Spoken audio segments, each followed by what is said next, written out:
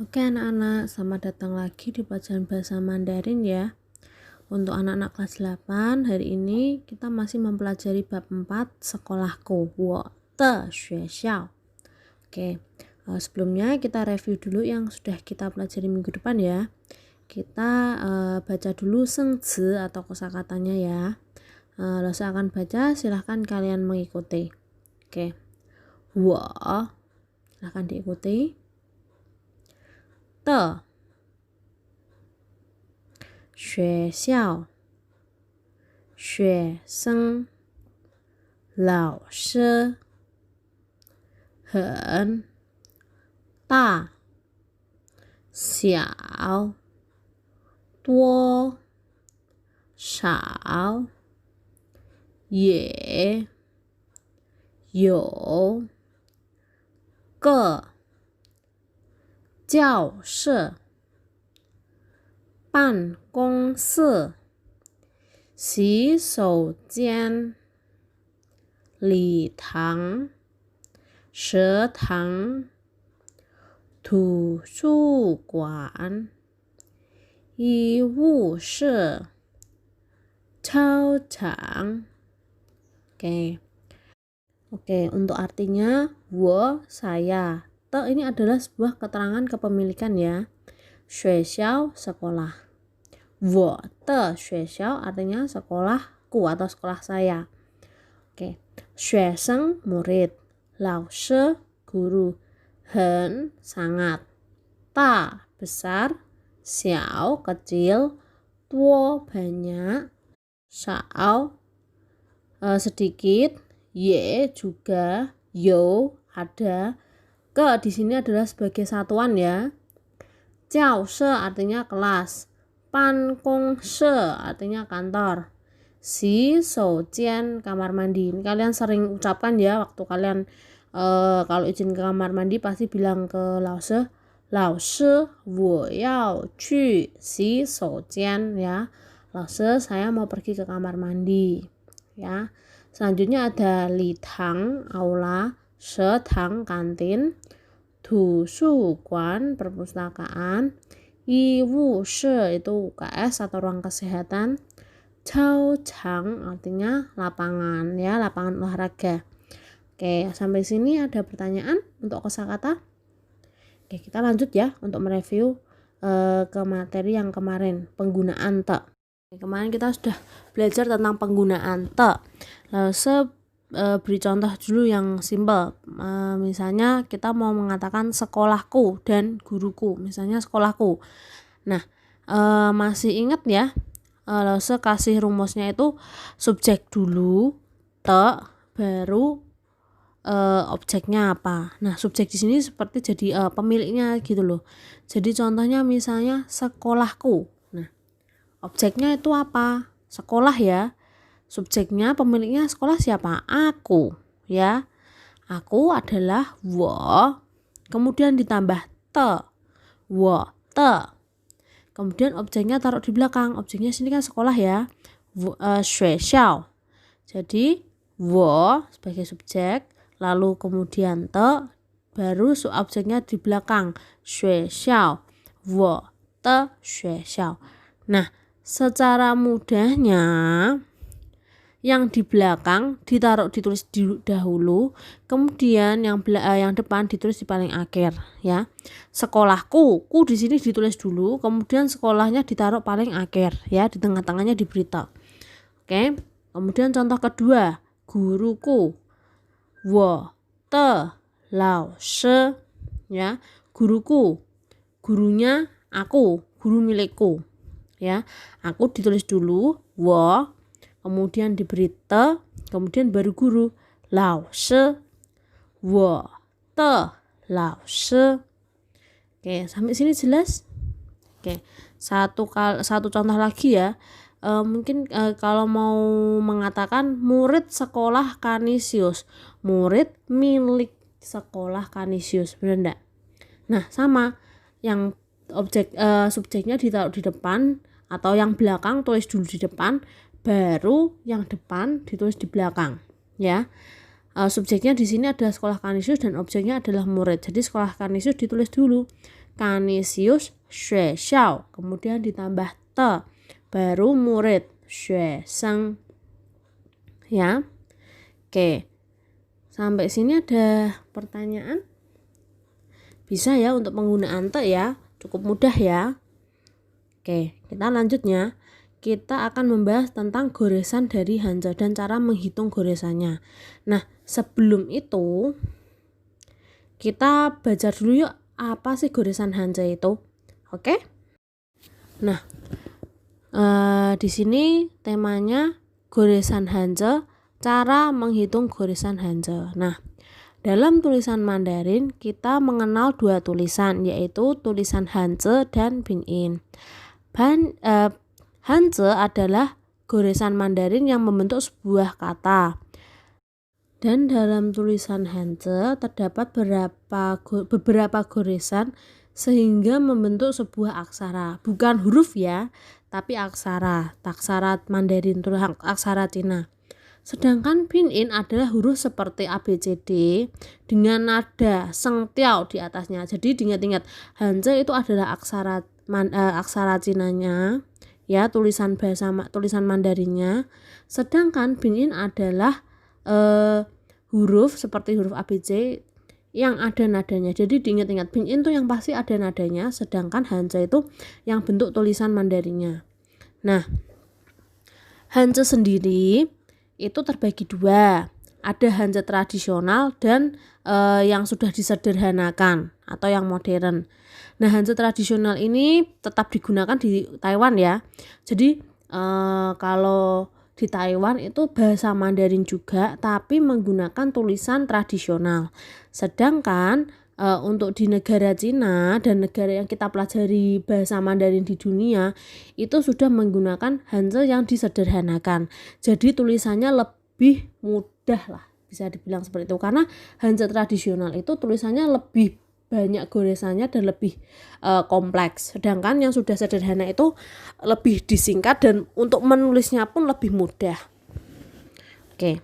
Nah, sampai di sini udah mengerti ya mengenai tulisan hanja dan pinyin itu apa. Oke, kita bahas selanjutnya ya. Nah, untuk menulis hanja tidak bisa sembarangan ya. Ada aturan-aturannya. Nah, aturannya apa aja? Yuk kita pelajari selanjutnya. Oke, menulis hanja tidak bisa sembarangan. Aturan nulisnya ada dua macam, yaitu pihwa dan pisun. Pihwa itu adalah guratan, ya, bentuk-bentuk guratan atau goresan unit terkecil dalam huruf hanja, ya, kurang lebih ada sekitar 30-an jenis, ya. Dan yang kedua itu adalah pisun. Pisun itu adalah urutan menulis guratan atau goresan untuk membentuk sebuah hanja. Nah, yuk kita lihat yuk di sini. Nah, ini Lause sudah berikan contoh goresan dari pihwa ya. Nah, ini ada heng. Heng itu garis lurus ya. Su itu garis turun ke bawah, lurus ke bawah. Pie itu garis yang mencamping, lurusnya dari atas turun ke arah kiri, miring ke kiri. Ya. Ada tian. Tian itu bentuk titik kecil ya. Heng ce, nah itu lurus kemudian turun ke bawah. Ya. Nah, itu dari atas turun ke kanan bawah. Nah, ini contoh-contohnya ya. Kalau kita membahas satu persatu akan lama. Dan goresan pihwa ini kalian tidak perlu menghafalkan. Kalian cukup tahu dan mengerti ya bentuk goresan itu seperti apa. Ya, di sini Lause sudah kasih goresannya itu apa, nama goresannya apa, contoh goresannya dalam tulisan hanja itu seperti apa. Ya, untuk contoh goresannya tuh yang warna merah itu ada yang dimaksud contoh nih ya. Heng itu dari hanja ta. Nah, heng itu yang garis tengah itu loh. Nah, itu namanya heng. Tapi bukan berarti yang garis merah ini yang ditulis duluan ya, bukan ya. Tetap urutannya ada sendiri. Ya. Nah, sekarang kita lihat ke aturan pisun atau aturan cara menulisnya, urutan menulisnya. Nah, aturan pisun. Nah, aturan dasarnya tulis heng terlebih dahulu kemudian su. Misalnya kita mau nulis angka 10 ya, itu selalu heng dulu, garisnya dulu baru su. Dari kiri ke kanan, dari atas ke bawah ya. Terus selanjutnya tulis pie dulu baru na. Nah, kalau kita mau nulis angka 8 itu pie yang kiri dulu baru na yang kanan. Nah, yang ketiga tulis dari atas ke bawah. Misalnya kalau kita mau nulis angka san, itu kan ada 3 garis heng ya. Yang atas dulu, yang tengah, baru yang bawah. Tidak boleh bawah, tengah, atas. Nah, itu urutannya salah ya. Lagi misalnya ada tulisan Hanzi nih, wang, sama atas, heng atas, heng tengah, kemudian su yang tengah itu tulisan su ke bawah, garis bawah, baru ditutup dengan heng satu lagi. Nah, selanjutnya tulis bagian luar dahulu, kemudian baru bagian dalam. Misalnya kita mau nulis nih tong ya, yang atas dulu tuh yang bentuk kotak itu yang luarnya dulu, baru kita isi yang dalamnya. Cian juga sama, yang atasnya dulu tuh yang bentuk separuh kotak itu ya, baru dalamnya itu. Kemudian 6, yang keenam tulis bagian luar terlebih dahulu, kemudian bagian dalam baru ditutup ya. Misalnya kita mau nulis Hanzi Guo ya, kita luarnya yang atas dulu, kemudian tengah, baru ditutup di bawah ya. Kemudian yang ketujuh tulis tengah terlebih dahulu, kemudian samping kiri dan kanan. Nah, seperti ini misalnya mau menulis xiao sama shui ya. Oke, sampai sini jelas? Nah, ada beberapa aturan bisun tambahan ya. Yang pertama, titik di atas atau di kiri atas ditulis terlebih dahulu. Kemudian titik di kanan atas atau bawah selalu ditulis terakhir. Ketiga, huruf yang mempunyai gabungan atas kiri atau atas kanan ditulis bagian luar terlebih dahulu, kemudian baru bagian dalamnya ya, seperti contoh Hanzi ini ya, seperti ini. Huruf yang mempunyai gabungan kiri dan bawah tulis bagian dalam terlebih dahulu, kemudian baru bagian luar. Nah, contoh tuh kalau ada tulisan ini yuan sama ce ya. Oke, kalian mungkin sudah pernah tahu yang tulisan ce ya. Nah, itu yang tulisan dalamnya dulu yang ditulis, baru yang pinggir kirinya sama yang bawahnya itu ya. Nanti Lause coba berikan contoh ya untuk Lause menulisnya, jadi biar kalian bisa lebih jelas lagi. Kemudian yang aturan kelima, huruf yang mempunyai gabungan kiri, bawah, dan kanan ditulis bagian dalam terlebih dahulu, kemudian bagian luar. Nah, seperti contoh Hanzi ini. Huruf yang mempunyai gabungan kiri, atas, dan kanan ditulis ditulis bagian luar terlebih dahulu, kemudian bagian dalamnya. Yang terakhir, huruf yang mempunyai gabungan kiri, atas, dan bawah tulis bagian atas terlebih dahulu, kemudian bagian dalam, baru terakhir bagian yang kiri dan bawahnya. Nah, ini ada contoh urutan penulisan ya. Di sini ada tulisan Hanzi Tian Re Bu Zhao Zhong Guo ya. Yuk sekarang kita lihat yang pertama dulu nih, Tian. Nah, cara menulisnya sama, garis atas 1, garis 2 yang ke tengah, kemudian pie baru na, heng pie na. Nah, kalian bisa lihat di sini ya, untuk menulis Hanzi Tian ini dibutuhkan 1, 2, 3, 4 goresan tadi ya, heng pie na. Nah, jadi huruf Tian ini total guratan atau total goresannya ada 4 ya. Contoh lagi nih, re ya, re. Nah, kita bisa lihat lagi ini ada berapa goresan, 1, 2, 3, 4. Ada 4 goresan juga ya. Nah, anak-anak, ini Lause akan menjelaskan bagaimana caranya menghitung goresan Hanzi ya. tadi Lose sudah menjelaskan juga untuk aturan-aturan penulisannya. Ya, sudah Lose tunjukkan juga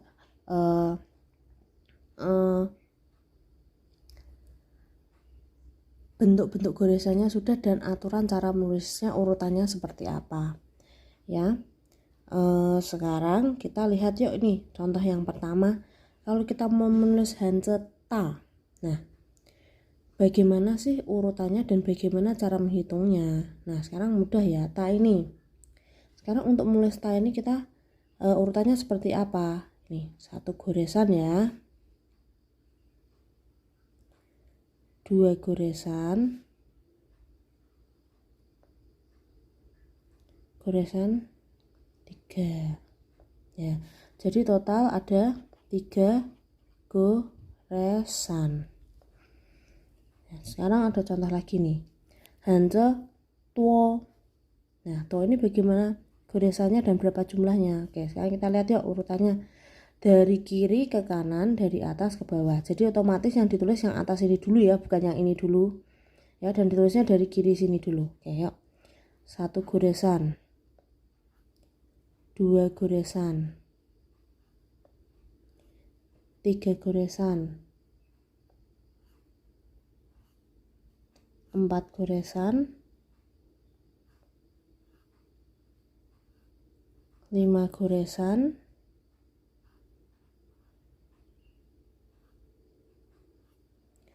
6 goresan. Jadi total ada 1, 2, 3, 4, 5, 6. 6 goresan. Sampai sini jelas? Kalau masih kurang mengerti lagi, oke, kita lihat ke hanze yang sederhana. Ini pasti tahu kan hanze ini apa?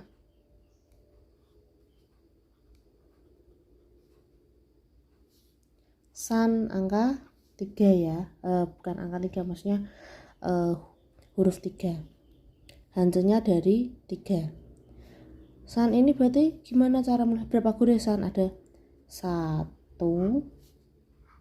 2 goresan, 3 goresan.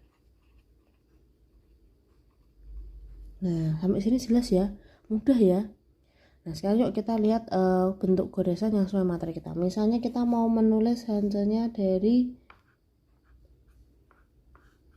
shui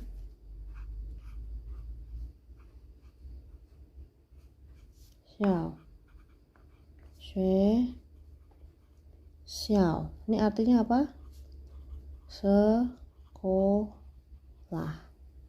Ya, caranya gimana? Oke, sekarang yuk kita lihat hanzenya shui ini. Kita lihat yuk shui ini ada berapa goresan sih? Yuk.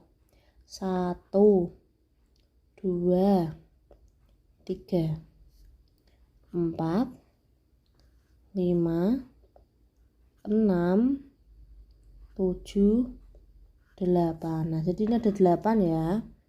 Sekarang kita lihat xiao, xiao, hanze xiao. 1, 2, 3, 4, 5, 6, 7, 8, 9, 10. Ya, jadi shui ada 8 goresan, xiao ada 10. Jadi totalnya ada shui ada 18 goresan. Oke, sekarang Lose beri satu contoh lagi ya. Misalnya kita menulis lao she,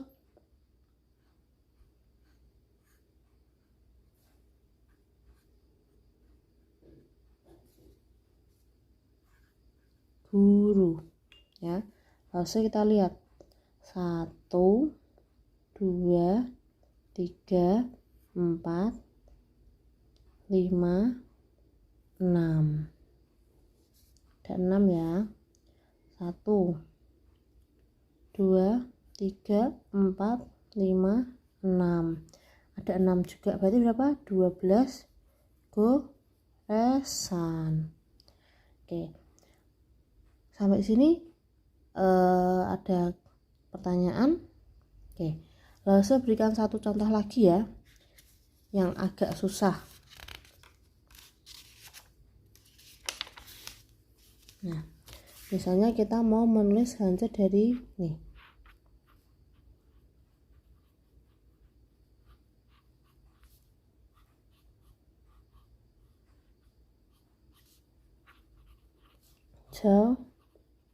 Jang, lapangan. Gimana caranya? Oke, sekarang kita hitung yuk. Agak susah nih. 1, 2, 3, 4, 5, 6, 7, 8, 9, 10, 11, 12, 13, 14, 15, 16. Jadi jauh ini ada 16 guratan atau 16 goresan. Sekarang kita lihat jang ini ya. Jang 1, 2, 3, 4, 5, 6. Jadi ini ada 6 goresan. Berarti total ada 22 goresan. Jadi hanja jajang atau lapangan ini. Nah, sampai sini jelas? Cukup mudah ya, bisa dimengerti ya. Oke. Nah, sekian ya contoh lose berikan untuk cara menghitungnya. Nah, kalian bisa praktekkan sendiri coba di rumah. Kalian cari tulis hanja apa dan hitung goresannya. Nah, anak-anak, untuk penjelasan di materi ini sudah selesai ya sampai di hari ini. Nah, hari ini Lause tidak akan memberikan tugas. Jadi kalian bisa mempelajari materi yang sudah Lause berikan ya di bab 4 ini dari awal sampai goresan ini. Dan minggu depan kita akan melakukan ulangan harian yang pertama di semester 2 ini. Silahkan kalian mempersiapkan diri dengan sebaik-baiknya. Ya. Jika kalian masih ada pertanyaan atau tidak mengerti, bisa bertanya kepada Lause. Nah, untuk ulangan materinya nanti dari awal ya, 我的学校 dari kosakata, penggunaan te, kemudian menghitung goresan ini ya. Nah, dan juga nanti akan ada teks seperti yang kita pelajari di pertemuan pertama ya. Ada teks dan mungkin nanti kalian mengartikan teks tersebut ataupun menjawab pertanyaan dari yang berdasarkan teks tersebut. Oke? Sampai jumpa minggu depan. Semangat ya.